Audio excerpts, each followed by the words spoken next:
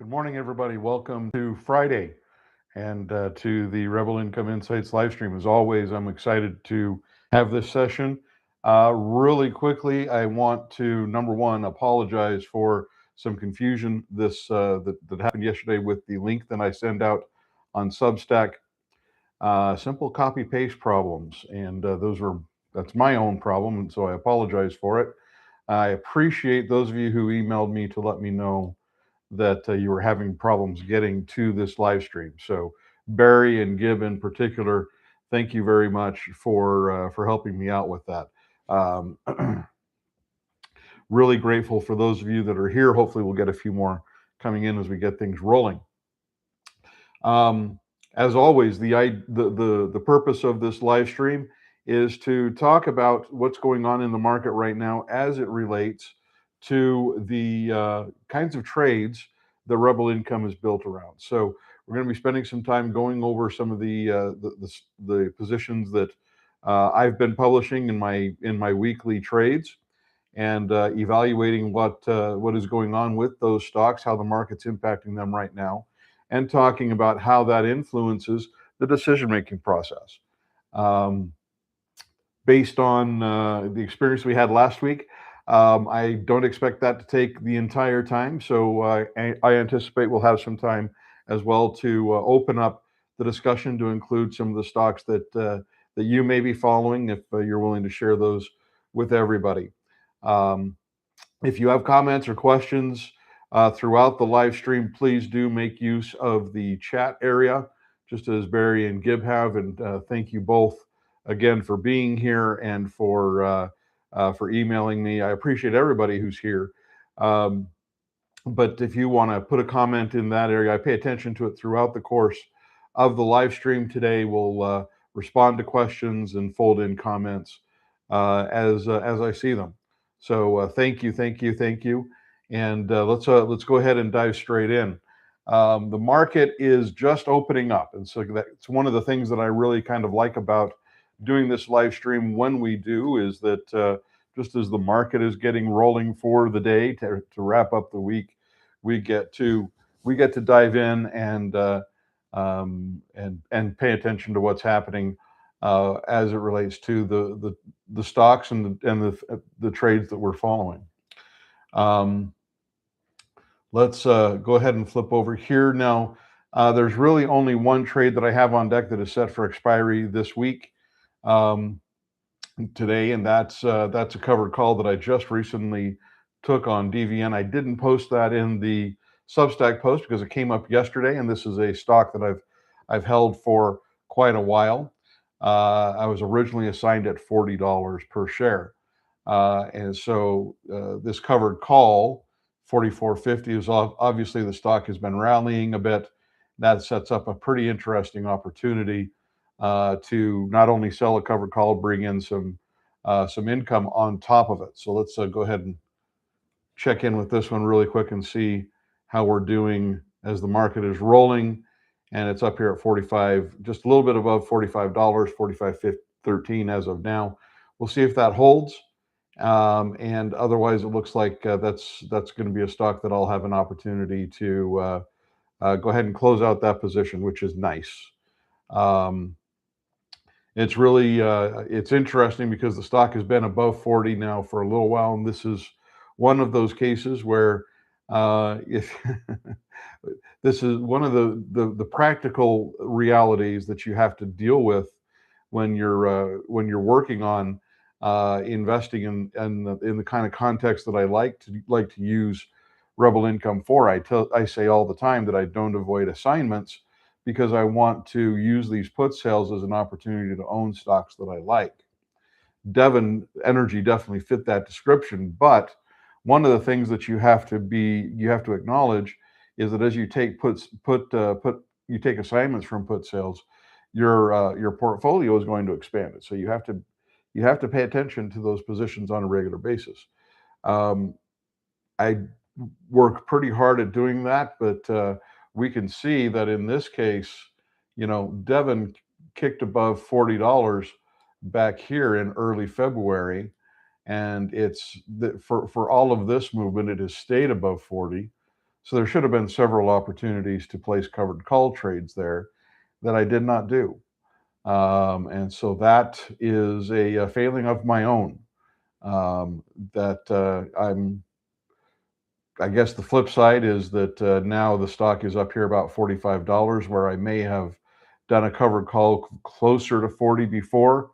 Um, the stocks had some room to run above that point. So uh, that's more luck than it is anything else. I'll go ahead and call that what it is. The honest truth is that there's probably at least one covered call back here that I should have been able to place and in all likelihood be called out of. So I'm not really going to say that this is anything awesome that I did. This was it's just as possible by not paying attention to it back in when this break happened, that the stock could have broken back down in the opposite direction and gone back below $40. But that didn't happen in this case. So, sometimes the saying is that fortune favors the bold. Sometimes fortune just favors the lucky. And that's what happened in this case. So this is not something that I would normally anticipate or expect to get away with. So I'm showing this to be fully transparent, but also as an example of, what to try not to do.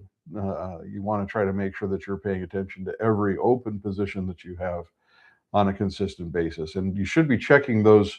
You should be checking those every day, not just the open put sales, not just the open covered calls, but every stock that you have in your portfolio when you're dealing with assignments from put sales. If you're using these as an opportunity, as kind of a gateway to stock ownership, then that should be a daily expectation. Okay. Any comments, thoughts, questions about Devon before we move on?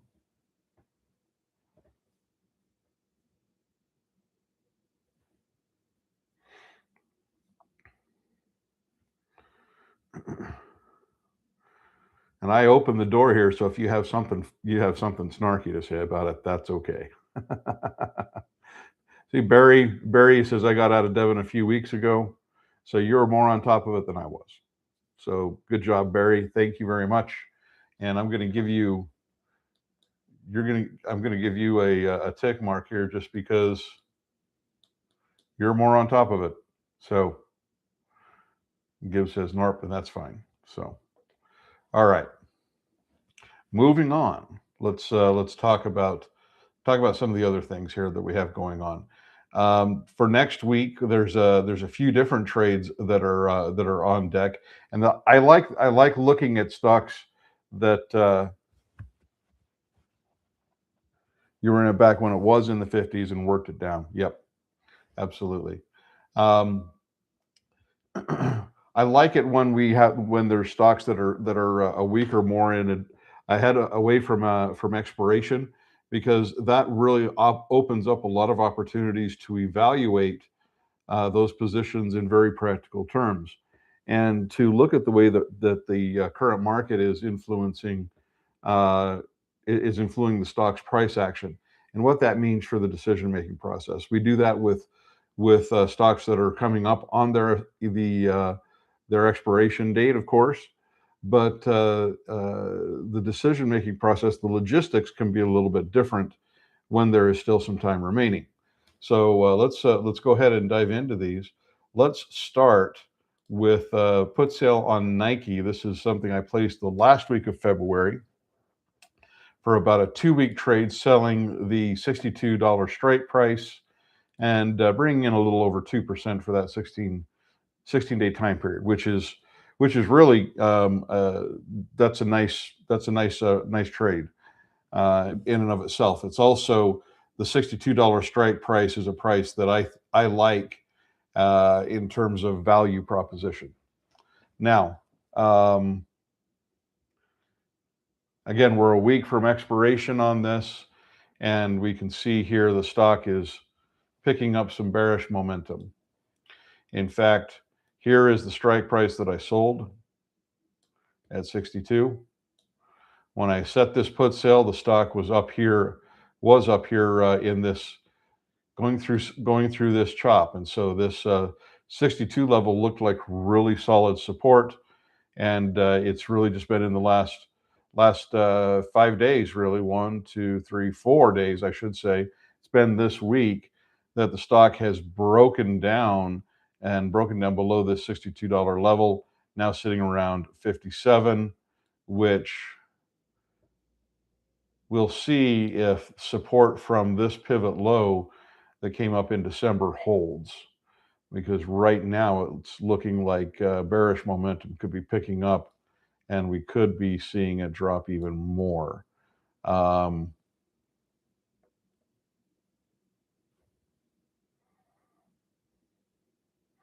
Barry was assigned last week of this one at 64. So here's Barry. As it was starting, you were assigned here at 64 as it was starting the break here at this point. So probably be in it for a while.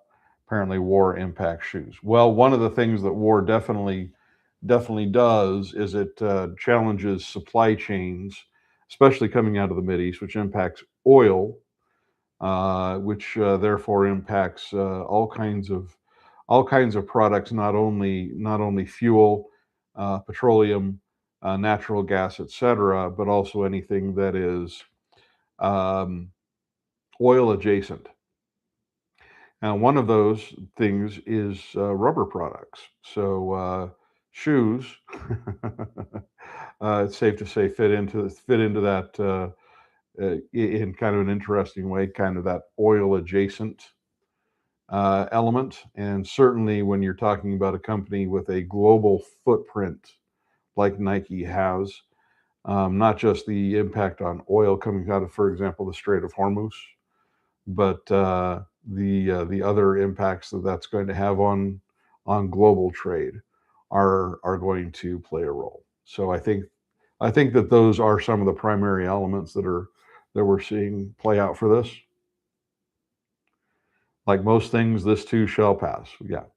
And the other point here is what is the this is one of the reasons that I do talk so much, and I in each of the trades that I highlight, I do make sure to emphasize that the strike price that I'm selling is a price that I would like to own the stock at.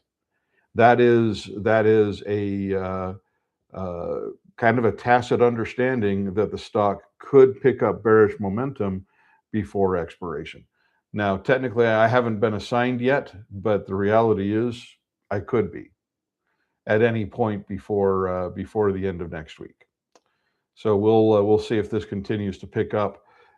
These are American style options, which means that assignment can happen at any time up to the expiration date.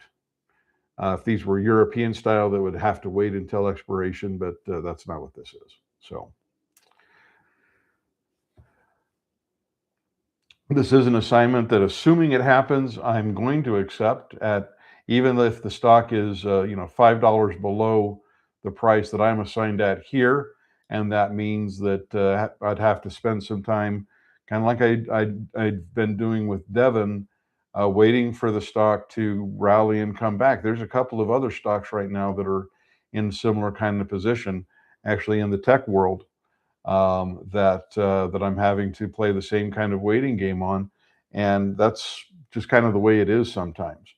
Um, if you're going to sell put options, if you're going to be a seller rather than a buyer, this is one. Brokers will tell you this is one of the risks that you have to account for. Rather than thinking about this as the risk, I prefer to just simply think about it as one of the realities of put selling. And the reason I say one of the realities is that the basis for that I'm looking, number one, for fundamentally strong stocks. Number two, stocks that offer a high value proposition. These trades are not just about the yield that I'm generating immediately by that put sale itself, but also thinking about this as an opportunity to add to my portfolio. Stocks that are productive, they pay dividends, so that gives me a passive income source. all of the things that we've talked about in other sessions, and that I try to emphasize each week with these is this. No matter how large it is, it doesn't necessarily make me afraid of owning the stock at the strike price that I sold. So, yes, it does mean I'm going to have to wait and be patient. But in the meantime, there are some things that are in place for Nike that help to make that a little bit less intimidating. And the dividend yield is definitely one of those. Let's see. Nike expects a $300 million pre-tax charge for employee severance. That is certainly, this isn't going to be a primary driver, but this is something that is also adding a little bit more fuel to the fire. So, but here's your dividend yield here. This is a stock that's paying about $1.64 per year, which $1.64, which is a nice dividend of just a little under 3% right now. So not huge, but it is productive. Let's go ahead and take a look at the option chain for Nike, just so that we have that for some comparison.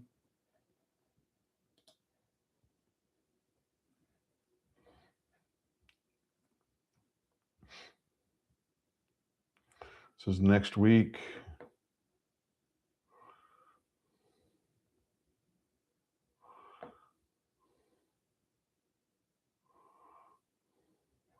Gonna have to expand my strikes.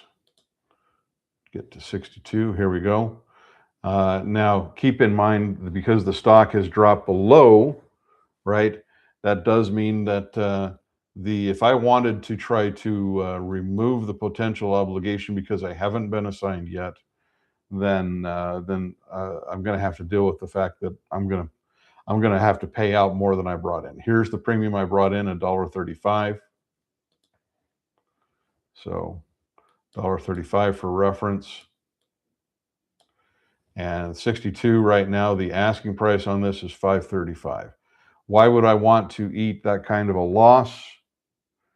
Thank you, Barry. We'll definitely come back to UPS. So I appreciate you offering that up. Why would I want to do this and eat an immediate loss of $4 per share?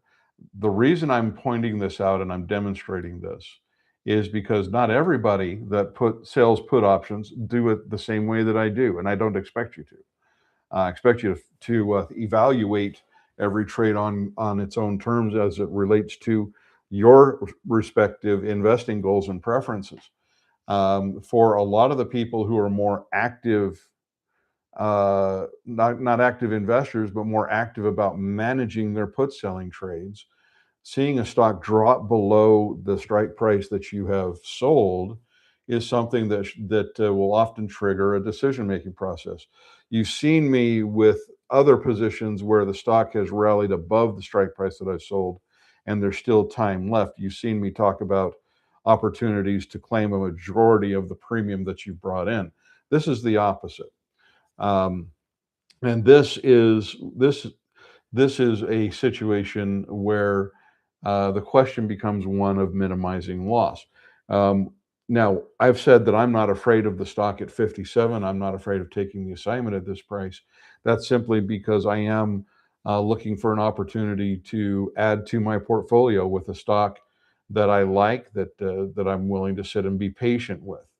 A lot of the people who who make these trades on a more active basis have a little bit different mindset, and the objective is not so much to acquire stocks for to build a stock portfolio as it is to simply keep the short-term trades going. Now, in that context, that means that if we go back to our chart,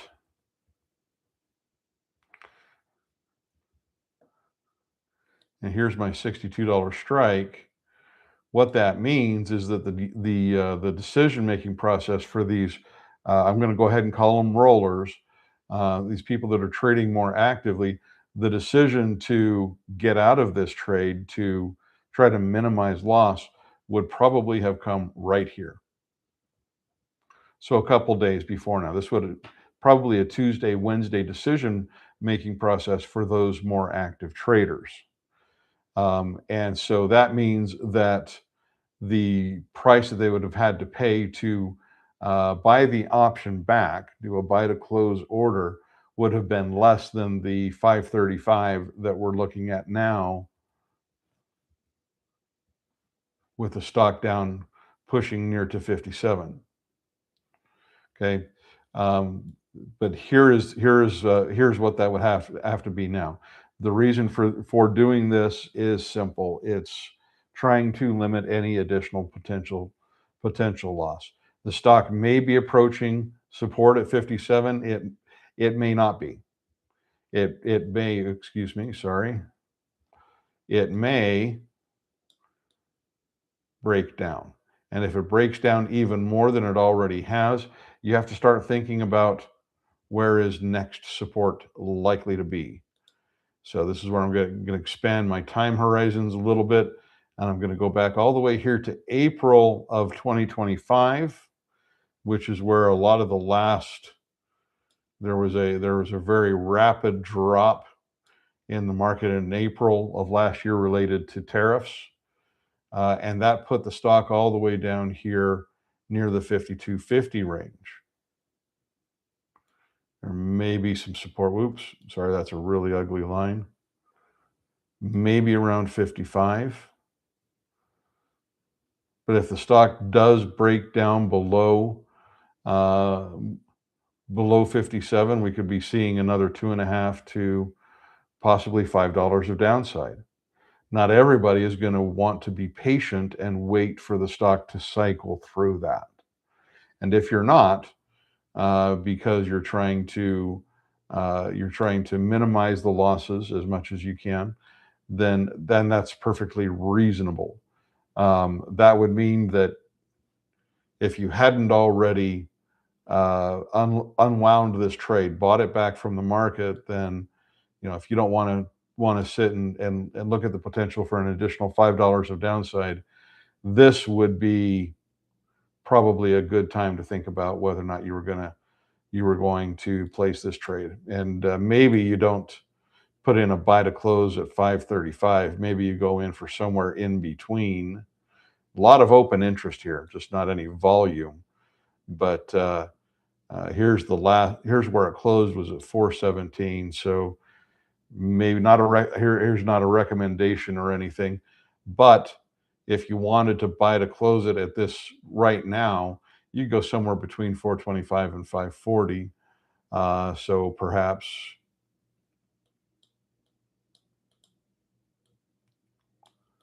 $480 buy to close, BTC 480, and wait and see if the market takes it. If you don't want to monkey around with that, then you just go ahead and take the current asking price.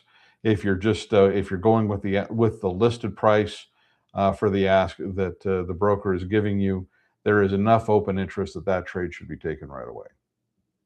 So that's how the logistics work. Nike is a really good example of the reason that I like doing this on Fridays, because depending on what the stock's price action is doing, you're going to be dealing with different logistics. You may be looking at an opportunity to buy the option back and hang on to most of the premium, or you may need to be thinking about whether or not you're willing to take an assignment. And if you're not, what are you going to do to try to minimize that potential loss?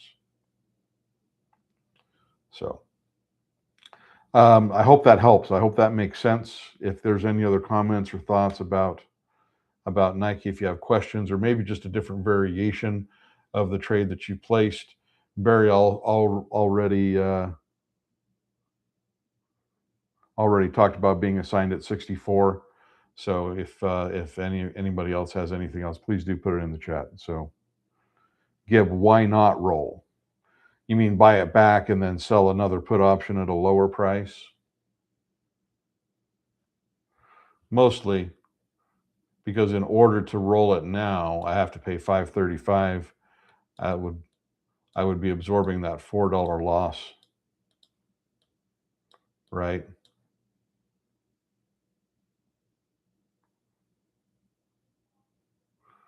And then I would have to think about whether or not to,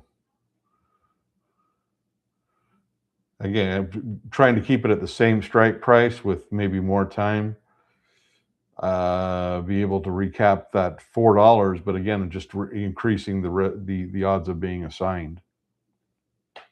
So you could, yeah, maybe roll a little bit lower. Go down here to 57. Here's $1.65. Here's $4.65 if you stay at the same strike price. If you're going to sell more time than the week that's left, you're going to increase the chances that you're going to be assigned before expiration. And again, if that's something that you're okay with, then that's fine. But there is a point here where I feel like you're getting kind of diminishing overall returns. Look at this is a good example. Just 21 days versus 14 days. You're looking at the same bid price. So at some point, the majority of this price action is going to come down to the majority of what you're going to see in the available pricing is going to come down to the gap between the strike price and where the stock's current price is. So for me anyway, it's my preference here is going to be to let this play out. If I get assigned, that's fine. If I don't, then if the stock rallies for some reason in the next week and gets above 62, I don't expect it, but if it were, then that's fine. I really think I'm going to be assigned at 62. Just because I haven't yet doesn't mean I won't. Possibly sometime today, sometime next week before Friday. So considering the gap in price, I do expect that I should be. So, all right. And in fact, it does look like. Let's try to get a straighter line going here. Yeah, it looks like we may be breaking down below support here. So bearish momentum accelerated here, and it looks like it is still pushing it. So we may be looking at this $55 line as next support. So that's interesting. Okay, so that's Nike. This is the kind of move that triggers all kinds of questions that we have to answer individually on our own. So, Gib, I appreciate you asking the question about rolling because, again, for some people, that might not be the worst option. That may be something that you decide you want to do. Just understand that when you're going to sell more time with a larger distance between the strike price that you're selling and the stock's current price, you're more likely you're going to increase the likelihood of taking an assignment fairly quickly. Okay.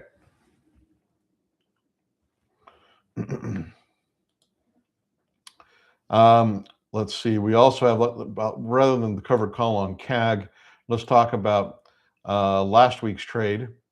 Actually, this week's put sell. Excuse me, I take it back. This is on CPB, selling the $25 strike price. Campbell's is, you see earnings on the 31st as well. That's also going to be one of those things. You see news items about. Thank you, Gib. Great comment, and you're absolutely right. Coming up right here. Then you see news items like this ahead of earnings. That's going to increase volatility here as well, right? So this could easily, depending on how the market perceives whatever comes out here, it's possible this $52 range may not be all that unrealistic. So we'll see. All right, Campbell's Soup. This is a stock that I've been following for a long time, even before 2020. Had it in my watch list for quite some time, placed a number of trades with this stock, and it is clearly in the midst of a very extended downward trend. Started all the way here in the last quarter of 2024, dropping from around 52 all the way down to its current price at 25. And right now it's holding up pretty well, right around the $25 price range. But and it does have earnings that are coming up next week. This is a trade that I placed with the understanding those earnings were coming up, and that expires again next week, but that is still going to be after the earnings report. Barry sold the same $25 put that I did, and he beat me by 2 pennies. You went out a couple of weeks further than I did. So you sold a little bit more time. I'm going to go ahead and give myself I'm going to give myself the mark on this one because I sold less time and I almost got the same premium. Sorry, I'm splitting hairs, I know, but Barry's got a good sense of humor. So this is with the price action coming where it is and earnings coming up with CPB. This is a case where I decided to take advantage of the increase in implied volatility that is associated with what happens to a stock as well as its options before earnings. It's a little bit of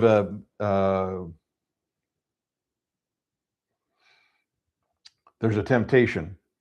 And I'm not going to say that I gave in to the temptation because I wasn't turning a blind eye to the earnings. There's a temptation when you see this implied volatility. It increases premiums. It increases the cost of options for buyers. That means that sellers can bring in a little bit more. 2.2% for a 9-day trade is not a normal. This is not a normal yield for Campbell Soup. I usually have to sell out a month at a time in order when I work with this stock. So being able to do this for a 9-day trade was definitely out of the norm. The reason that I did this, and I decided that I was okay with setting this up this close to earnings, is because of this downward trend and how far it has pushed the stock's valuation. This isn't to say that it could not go lower because it always can. But if you look back here into the history of Campbell Soup, we're down here at good heavens. We're back here we're down at lows that the stock has not seen since 2009, 2010.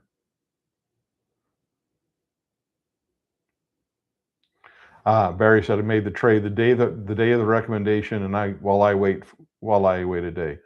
That's where impatience cost you a couple of weeks. Fair enough. Fair enough. And again, that's more luck on my part than skill. But this is a stock, again, we're recognizing that we're in the midst of this multi-year downward trend.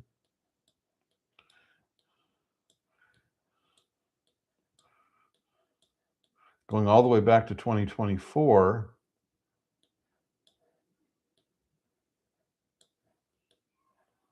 Here we go. The stock is down here at levels not seen since 2009. So this is almost a 2-decade low point now. The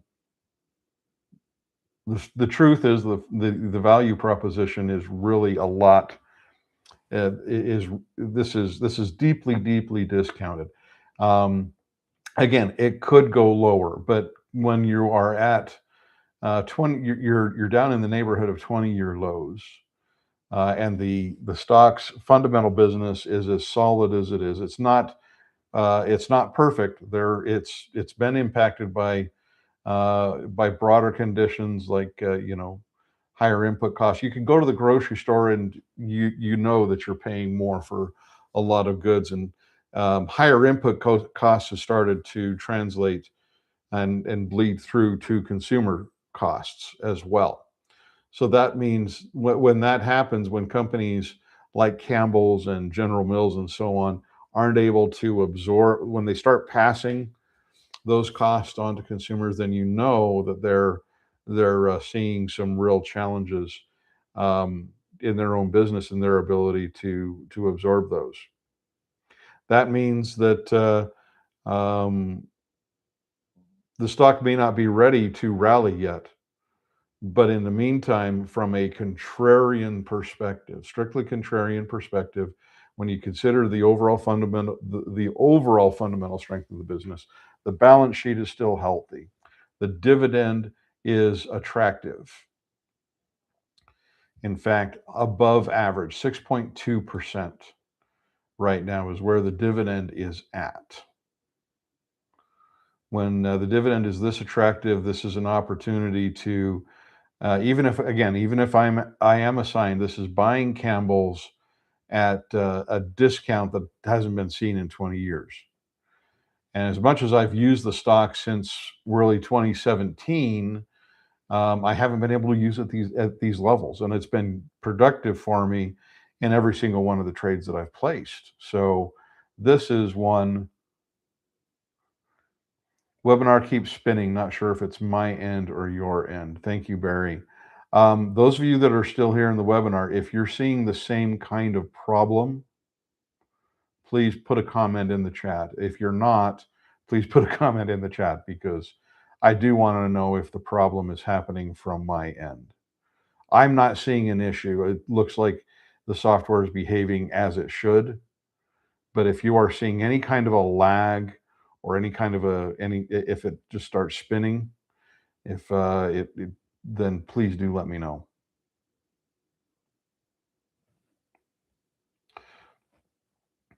And in any case, Campbell's this is one that it all looks good for Gib. Okay.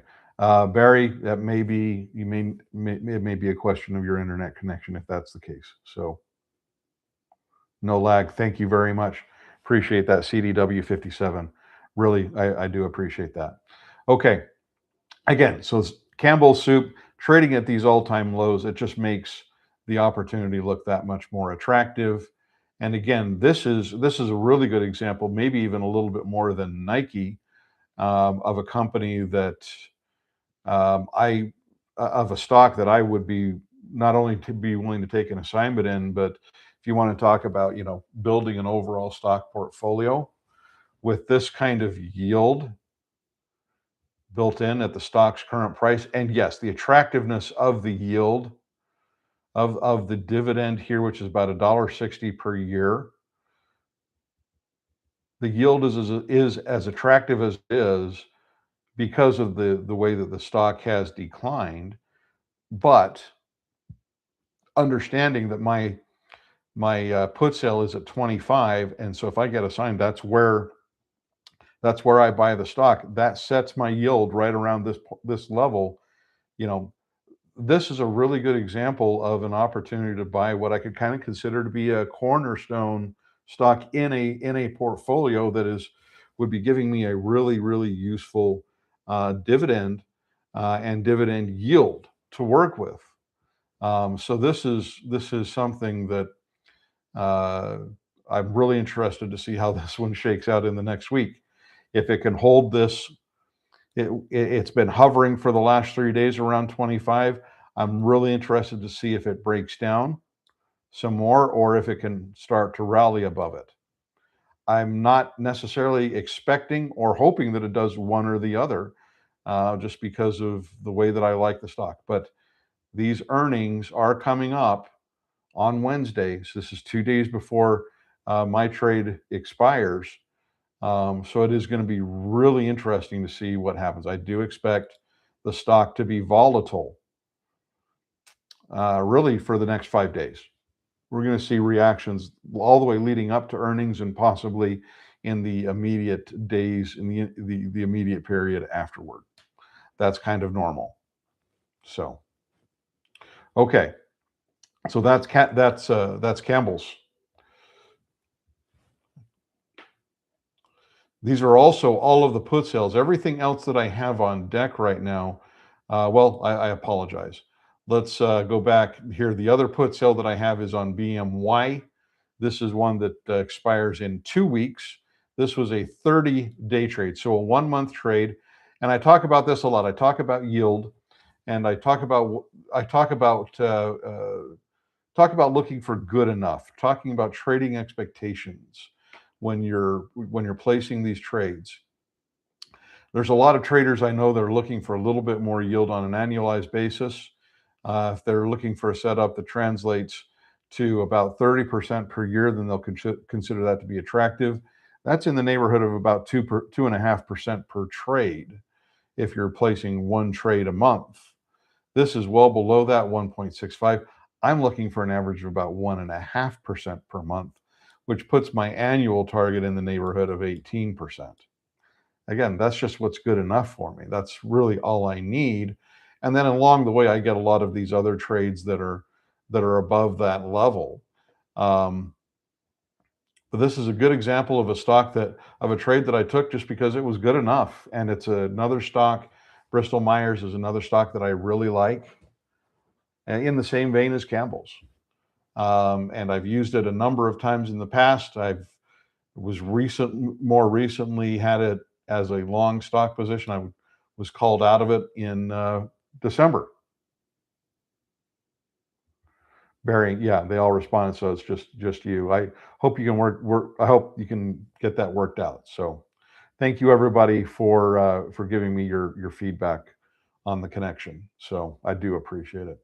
Bristol Myers, then let's take a look here. I sold the 57.50 strike price, and contrary to what we're looking at with Nike or even with Campbell Soup is right around the strike price that I sold. 57.50 is right about here. So you're going to see my ugly handwriting. 57.50, and the stock has clearly rallied above that point.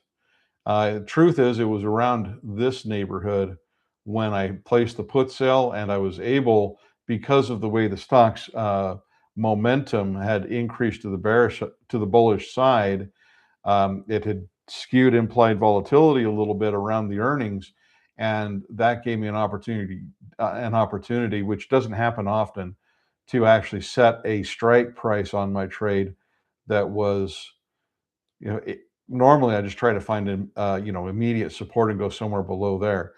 I had immediate support around 59, which it still is, and this gave me an opportunity, the way that the options are set up, to even go a little bit lower at 57.50.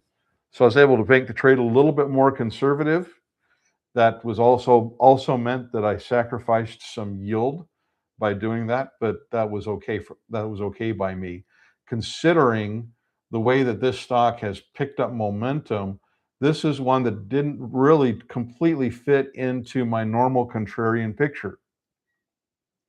Not only is it in a uh, kind of a short-term upward trend, it's more of an intermediate trend now, but the momentum that it has seen since the beginning of November has been strong enough that the 200-day moving average, which I use as a visual representation of the long-term trend, has also started to reverse. The majority of the time when this happens, um, the stock's value proposition gets skewed really fast, because when you see this kind of momentum to the upside, not that it's a bad thing, because obviously it isn't. But when this happens, if I'm working with put selling trades down in this neighborhood, then typically by the time it gets up into these ranges where it starts to test the strength of this new upward trend, when it starts to get into these, the value proposition will have usually shifted a little bit and become a little bit less attractive. The interesting thing with Bristol Myers is that 57.50 is still a really, really interesting price. That's because this decline that happened earlier in the year pushed the stock way down into levels that put the value proposition kind of skewed much larger than what I'm normally looking for. So this rally so far, as attractive as it's been, hasn't shifted the value proposition so much that it invalidated the stock as a useful trade. So that's interesting. It looks like now, let's kind of filter out all of that noise. It does kind of look like the stock could be settling into a little bit of a consolidation range. We've got pretty clear support around in the 59.50 range, I'm going to call it. Here again is my bad handwriting. 59.50 with strong resistance at 62. Still a couple of weeks to expiration on this. But if this pattern holds, support at 59.50 holds, I've got some room obviously before I need to worry about being assigned down at 57.50. But if this holds and this trade ends up expiring for me, there could be this new consolidation range could be also very interesting to work with. I like consolidation ranges, whether Barry's been fine for a while now. That's good. I'm glad to hear it. These consolidation ranges become really useful for income generation. I see them most often at downward trends just because I'm a contrarian, and so I gravitate to downward trends naturally. But consolidations also happen at the top of upward trends, at least near-term tops. I'm not saying that the trend here for Bristol Myers is done. I'm just saying it does look like it's starting to stabilize and consolidate. Consolidation happens when the market starts to become a little bit uncertain about whether or not to keep a rally going, or if the stock has fallen far enough, those kinds of things. There's enough uncertainty between buyers and sellers that the stock just starts to move sideways. And that's what we've been seeing really since early February for Bristol Myers. That's what set up this put selling trade, which was really nice. But we'll see what happens on this one again, like with everything else. Let's take a look at our contracts.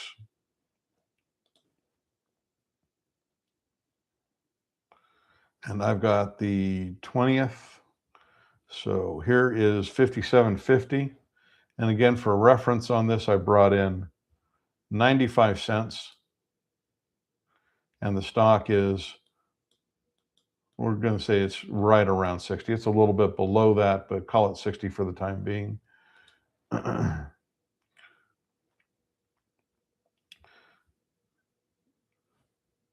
If I wanted to try to look for an opportunity here to buy this backing on a premium, looks like there's about a 15, 16 cent difference between bid and ask on this.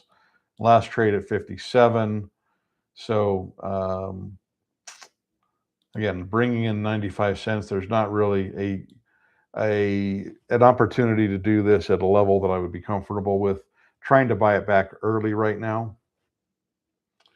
Again, for most of our rollers, the rule is consider rolling if you can hang on to about 50%, at least 50% of the premium that you brought in. So of 95, it would need to be something like 47.5 cents. We're not there. So I'm going to hold on to this and let the stock's price action above 57.50 continue to work. But there is a lot of open interest here. Yeah, look at the day's range, 57.59.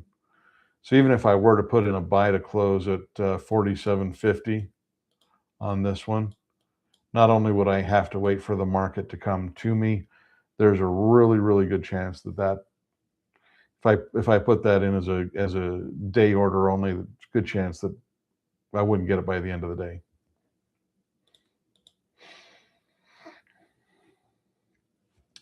So I'm fine with letting this play out. Again, I've got plenty of room between the stock's current price and 57.50 for the time being, and so that's okay.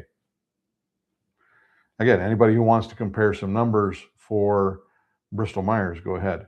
Okay, I want to go back. Barry's offered up a couple of trades here that we can take a look at. Let's take a look at UPS.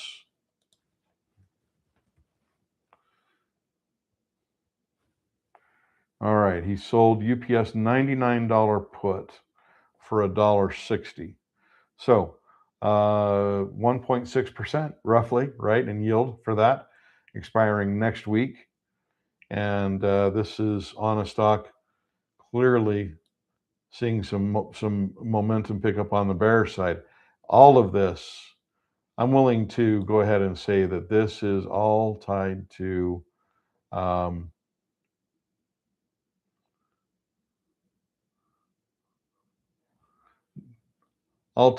supply chain constraints and concerns related to what's happening in the Middle East.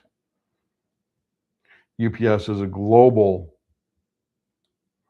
transportation company, courier, whatever you want to call them, and so certainly what is happening in the Middle East is going to be impacting their business.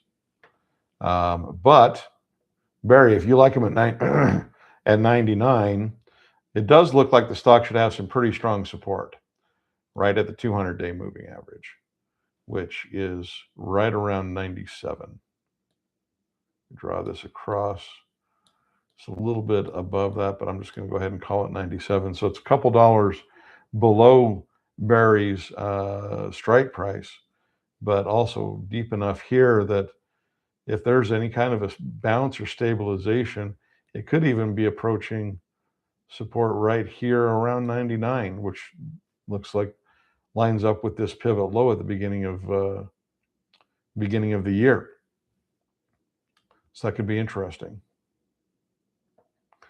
Look at their dividend yield here. Okay. So they're paying $1.64 per quarter. Above average yield here as well.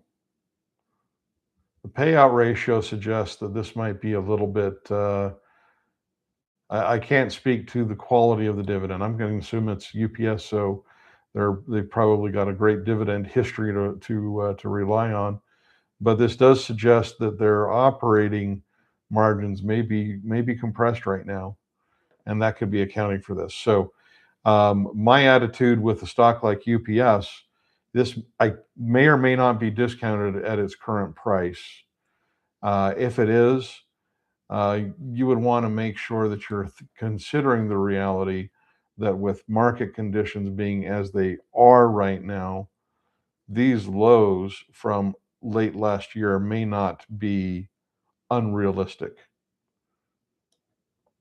So that would be a matter of deciding if you wanted to do as Barry is doing and possibly be working with the stock around 99 if that's going to be something you're willing to do. I can't say yay or nay. UPS is not a stock that I've done any recent analysis on. So I can't speak to the value proposition or the overall state of the balance sheet or fundamentals. We all know who UPS is. So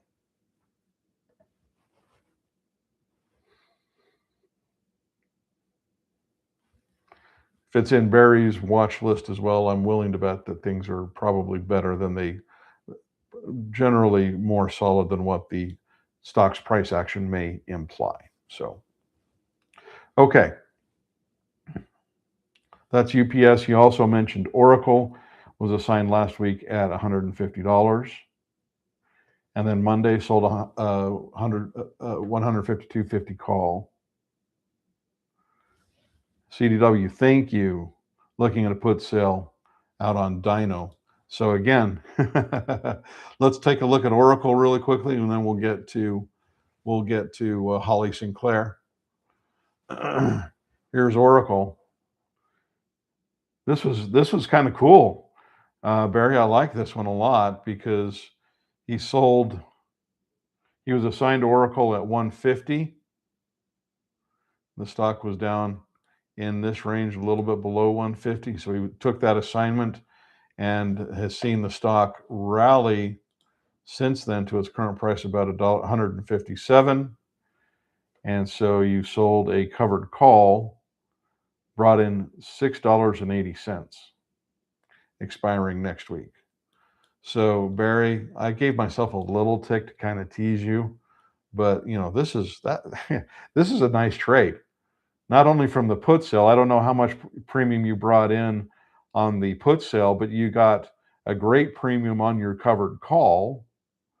Plus, you've got $2.50 of capital gain baked in. So, what is that? You got about $9.30 of total capital gain on $150 for what, 2 weeks of time? Yeah, that's that's not only a nice result, that's what I would call a great result, which is really, really useful, really attractive. And again, from a contrarian standpoint, this downward trend, this is significant. This scares growth investors, but boy, you see this down now in this $140, $160 range where it was down in 340. This makes contrarians perk up.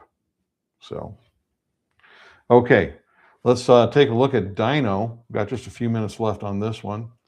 So let's take a look here. And again, talk about current market constraints. Oil is an interesting one because, okay, number one, expect some when things in the Middle East are uncertain, and considering how much oil is coming out of that region of the world, you can expect volatility around anything that is related to oil or energy related companies. Now, that volatility doesn't automatically mean downside, but it does mean you're going to get some pretty wide swings. Look at this. And this is all right around earnings, but also as things are picking up and heating up in that region of the world. Saw the stock gap from 58 all the way down, tested a low around 48 after earnings, and now it's rallying up a little bit higher on this one. So now you're looking at 52.50. That's actually pretty interesting. So you're right in this neighborhood for your put sale.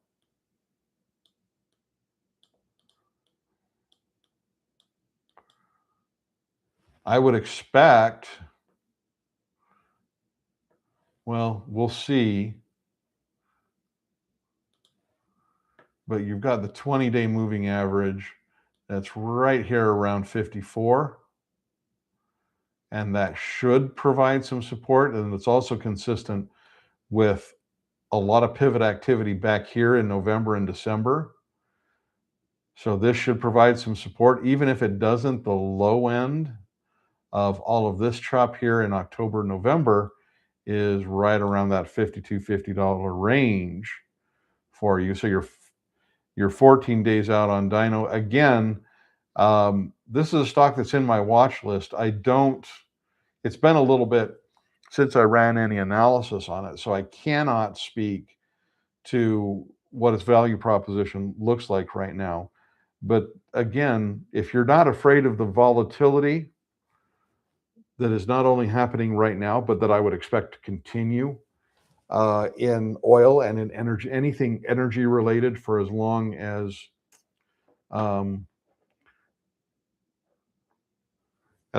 conditions persist there, as long as conflict continues there, there's some opportunities.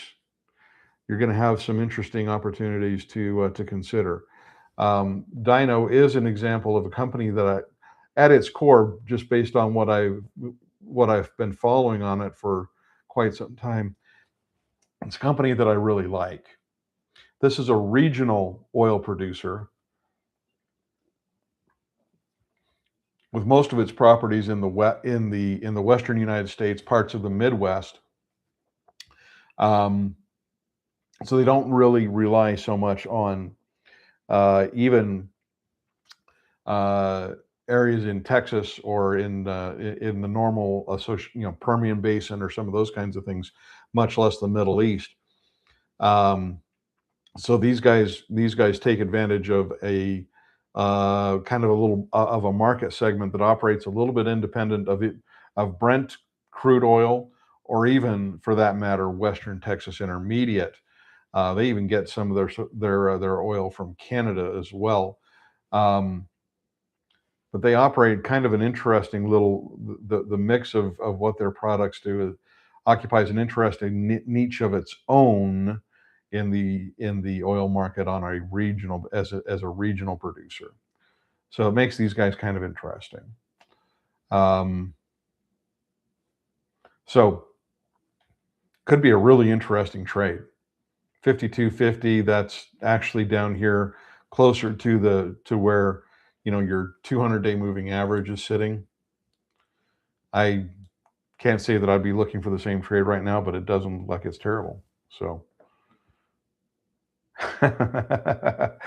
CDW 57, it looks like Barry just took your took your highlight as a recommendation. Brought in 350 for the put on a 9-day trade. So Barry, I like it, man. Not afraid to pull the trigger on something that you think looks attractive. So, all right. Thank you, everybody, for your participation. I really appreciate it. Thanks for offering up some of the stocks that you've been following and giving us a chance to look at those. That does give not only the group some interesting and useful food for thought, it does the same for me too, and I appreciate that. Hope everybody has a wonderful, wonderful weekend. If you do have any questions between now and next week, don't hesitate to reach out on Substack or Discord. You can message me through those platforms or email me at rebelincomesystem@gmail.com.